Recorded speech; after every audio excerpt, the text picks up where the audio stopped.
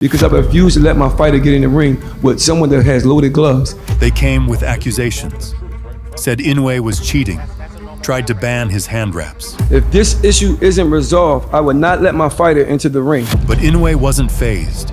He was chasing history, a fourth weight division, his first fight against a reigning unified champion. They said Fulton was the better boxer. He was bigger. He was slicker. He was supposed to expose the monster. When the bell rang, none of it mattered. Welcome back to Fight Story. Right hand hurts him! Oh, a huge right hand from the monster! And then he chases him down! Naoya Inoue had already conquered 3 divisions.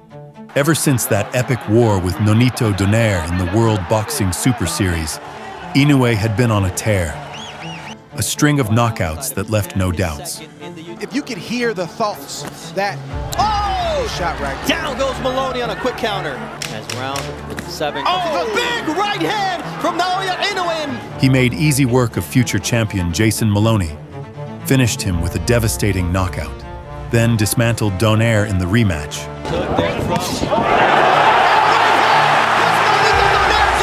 It was a brutal reminder that the first fight was just a mishap. That's just the way it is, for better or worse.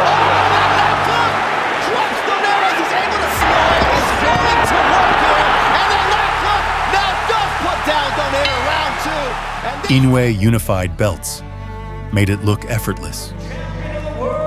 The final piece of Undisputed was Paul Butler.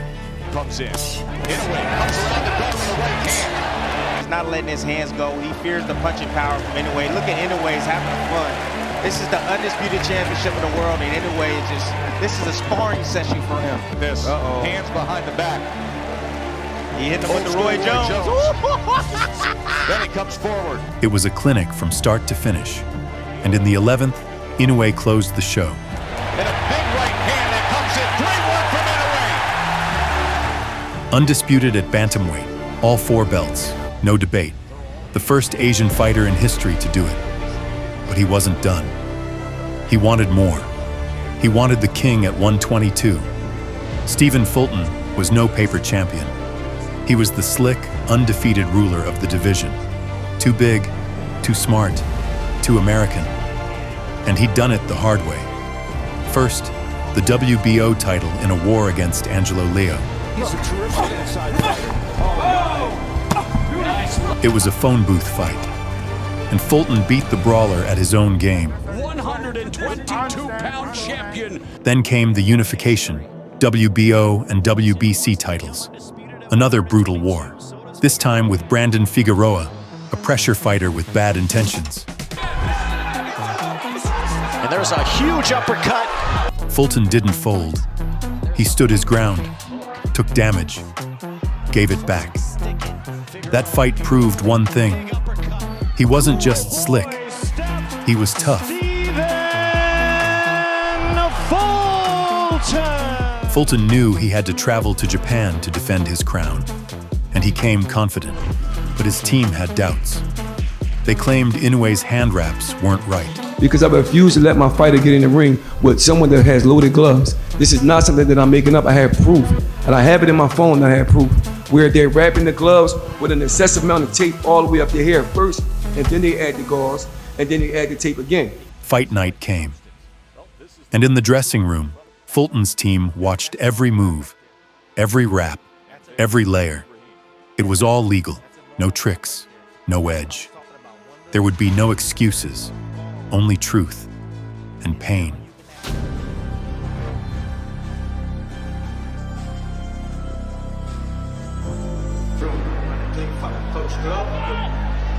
The time has arrived. Make them believers, he said. The task is in front of them to defend his titles. From the opening bell, Inoue came forward. Fast, sharp, locked in. No feeling out process. No respect given. Just pressure, precision, authority. So interesting to see that low lead hand from Inoue starting off like that. Good jab. Very solid jab from Inoue. You know, we talked all night about Fulton's jab, but what about Inoue's jab? It's a attack, as always, from Inoue. Now goes upstairs with it and follows Fulton back to the ropes. Fulton tried to box, tried to establish the jab, but Inoue beat him to the punch every time. Right hand that is able to land, and he comes with it again, and then a four-punch combination that included a left to the body from Inoue.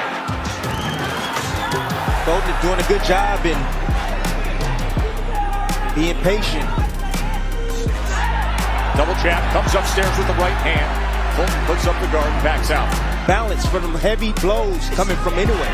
Fulton steps forward, Inoue backs off. You can see how calm and in control he is early on here. As he comes with another four-punch combination, that right hand in the midst of that. There's that jab, and there are the levels. Went upstairs and then to the body again, Timmy. On his bike, just trying to avoid shots from now. Double jab, right hand, then pauses and brings the power right hand. Storm right now. Fulton using defense, movement to get out of range. Test, a lot of rounds left, but I'm just telling you right now, Inoue's making this fight look easy right now. By round 3, Fulton looked unsure. His footwork slowed, his jab muted. Inoue's speed and timing were overwhelming. He wasn't just walking him down, he was outboxing the boxer. You see the shifting game plan already. Right, go to the top, Timmy. Yes, but you see the shifting game plan. Now Fulton now is looking to fight on the front foot now. He's looking to attack.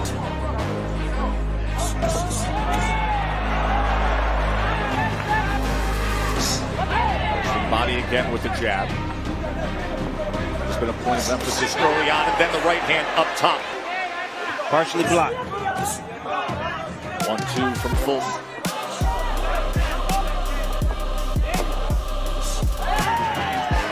But he's not pulling the trigger.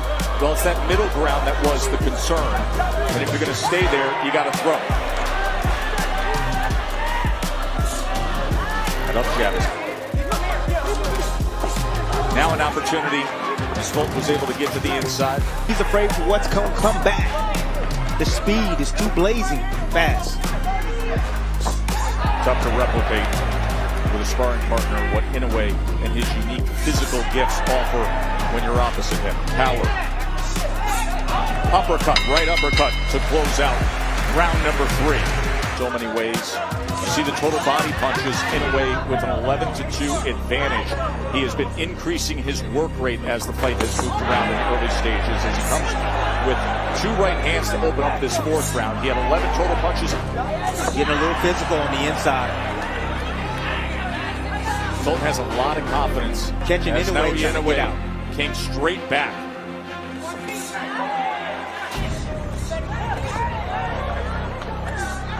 Not doing anything. Inoue's beating him to the punch. He's there. He's there, but he won't pull the trigger test. He's getting outboxed, and he's supposed to be the superior boxer. Well, we get so enamored with the power of Inoue and the results. He is a supremely intelligent boxer as well. Good combination from Inoue. More blood coming from the nose. Fulton's jab. What I'm seeing. It's not working for him at that distance. Fulton's going to have to make some changes. Going to have to make some adjustments. To be more offensive-minded against the monster.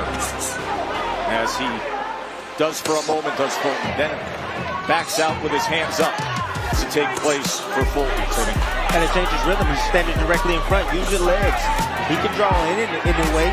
I mean, he tried to come forward, but he's not letting his hands go. He's afraid for what's going to come back. So now Every round, Inoue built the pressure. His combinations started landing at will.